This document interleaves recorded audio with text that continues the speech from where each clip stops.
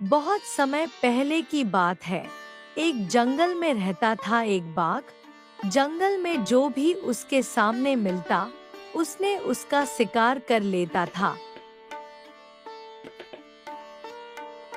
इसलिए जंगल के कोई भी जानवर उसके पास नहीं आते थे।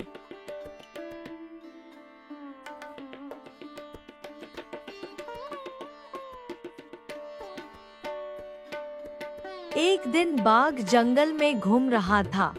तभी वो एक शिकारी के पिंजरे में फंस गया। बहुत कोशिश करने के बाद भी वो उस पिंजरे से बाहर नहीं निकल पाया। फिर वो थक कर बैठ गया। ऐसे ही बैठे बैठे रात हो जाती है।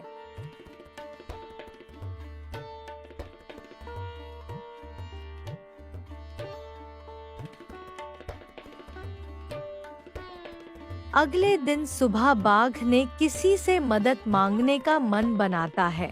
वो किसी जानवर के आने का इंतजार करता रहा, लेकिन कोई उसके पास नहीं आया। ऐसे ही 2 दिन बीत गए। 2 दिन से कुछ ना खाने के कारण बाघ बहुत कमजोर हो गया था। तभी वहां से एक बंदर गुजर रहा था। बाघ उसे देखकर पास बुलाता है।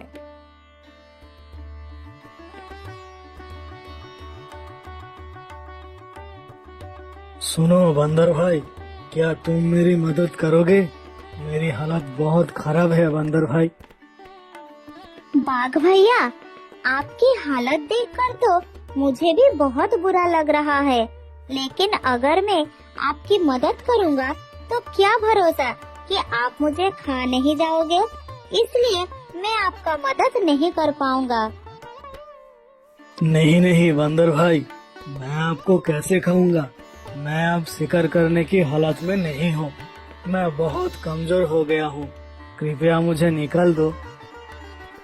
ठीक है, लेकिन आप मुझे पहले वचन दो कि आप मुझे नहीं खाओगे। मैं तुम्हें वचन देता हूँ कि मैं तुम्हें नहीं खाऊंगा। कृपया करके दरवाजा खोल दो बंदर भाई। बाघ की बातें सुनकर बंदर पिंजरे के पास जाकर दरवाजा खोल देता है और बाघ बाहर आकर कहता है,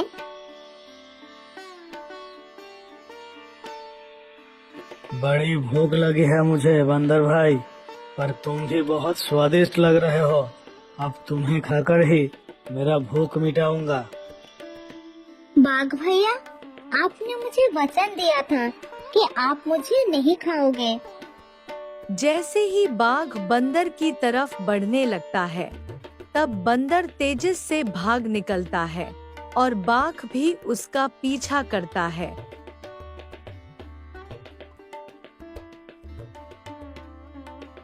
भागते भागते बंदर को एक भालू दिखाई देता है। फिर वो उसके पास जाता है। बंदर को भागते देखकर भालू कहता है, अरे अरे बंदर भाई, घबरा कर कहाँ भाग रहे हो? जरा रुको, सांस लो। मेरी जान बचाओ, मेरे पीछे एक बाघ आ रहा है, वो मुझे खा जाएगा। अरे बाप रे, बाघ आ रहा है। अब मैं क्या करूं? मुझे भी भागना पड़ेगा।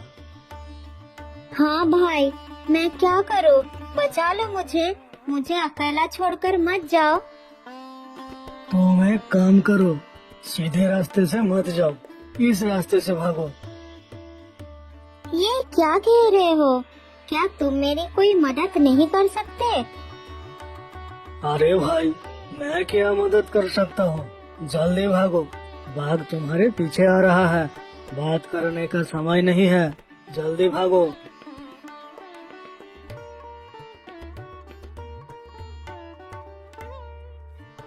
बाघ को अपनी तरफ आता देखकर बंदर और तेजी से भागने लगता है। दौड़ते दौड़ते बंदर एक नदी के किनारे आ जाता है। वहाँ उसे एक हाथी दिखाई देता है। फिर बंदर हाथी के पास जाता है। मुझे बचा लो हाथी भैया, मेरी मदद करो। नहीं तो वो मुझे मार देगा। अरे बंदर भाई, पहले तो बताओ क्या हुआ, फिर मैं देखता हूँ। मेरे पीछे एक जानवर दौड़ते हुए आ रहा है, क्या आप मुझे उससे बचा सकते हो? वो बहुत ही खतरनाक है, बचा लो हाथी भैया। जानवर? कौन सा जानवर? मुझसे बड़ा तो नहीं होगा, नाम बताओ उसका, मैं देखता हूँ, तुम बिल्कुल डरो मत। नहीं हाथी भैया, आपसे तो बहुत ही छोटा है, लेकिन खतरनाक है। तो फिर बताओ कौन सा जानवर है जिससे तुम डर कर भाग रहे हो? हाथी भैया, वो एक बाघ है जिसने मेरे साथ धोखा किया है। क्या कहा तुमने? बाघ?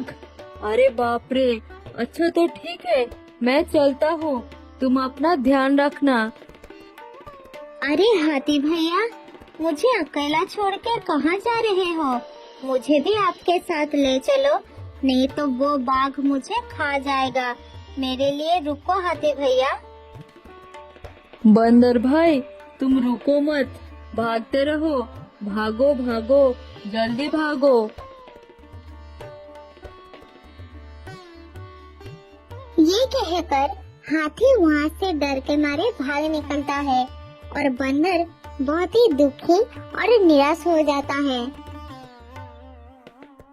किसी ने मेरी मदद नहीं किया, सभी मुझे छोड़कर भाग गए। मुझे लगता है कि मेरा अंतिम समय आ गया है, अब मुझे मरना ही होगा। जब बंदर डर के मारे रो रहा था, तभी अचानक झाड़ियों से एक सियार उसके सामने आ जाता है। सियार को देखकर बंदर और भी डर जाता है और जोर जोर से चिल्लाने लगता है, बचाओ बचाओ, बाघ आ गया, कोई बचाओ मुझे। अरे अरे, क्यों चिल्ला रहे हो तुम? मैं कोई बाघ नहीं हूँ, ठीक से देखो मुझे, डरो मत बंदर भाई। फिर सियार को देखकर बंदर को राहत मिलती है, तो बंदर उसे पूरी घटना बताता है। अरे सियार भाई, आज जब मैं जंगल के रास्ते से आ रहा था, तब मुझे शिकारी के पिंजरे में एक बाघ दिखाई दिया। तब बाघ ने मुझसे उसे पिंजरे से बाहर निकालने के लिए कहता है, लेकिन पहले तो मैंने उसे बाहर निकालने से बिल्कुल मना कर दिया। फिर जब वो मुझसे कहता है कि अगर मैं उसे पिंजरे से आजाद कर दूं, तो वो मेरा दोस्त बन जाएगा, लेकिन जब मैंने उसे पिंजरे से आजाद किया, तो वो मेरा दोस्त बनने के बजाय मुझे खाना चाहता है, इसलिए मैं उसे दूर भाग रहा हूँ। अच्छा, तो ये बात है, ठीक है, मैं तुम्हें उस बाघ से बचाऊंगा। सियार की बात सुनकर बंदर को गुस्सा आता है। फिर वो उसे कहता है, क्या बकवास कर रहे हो? तुम मेरी मदद क्या करोगे?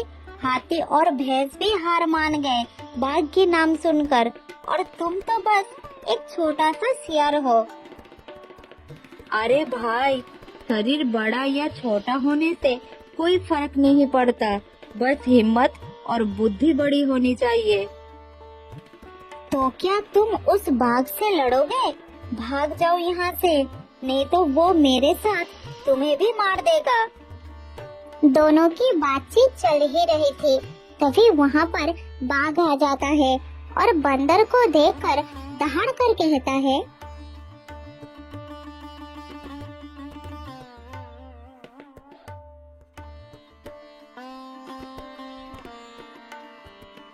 मूर्ख बंदर, तो तुम यहाँ हो। तुमने कैसे सोच लिया कि तुम मुझसे बच पाओगे?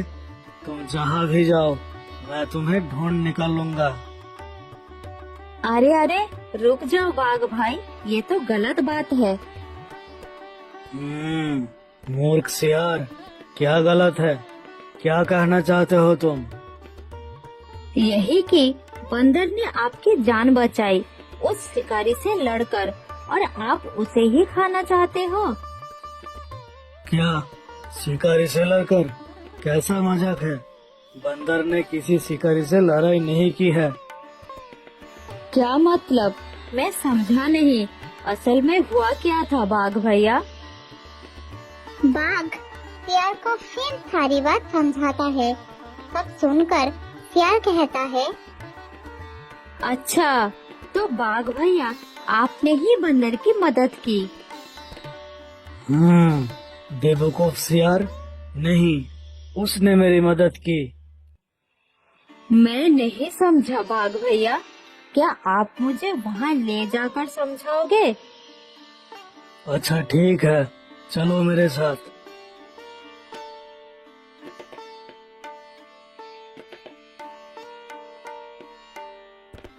बाघ बंदर और सियार को लेकर फिर उस पिंजरे के पास जाता है और पिंजरे के अंदर जाकर कहता है, देखो सियार, मैं इस पिंजरे में बंद था, ठीक है ऐसे। अच्छा, तो बंदर ने पिंजरा खोला कैसे, ये तो बताओ।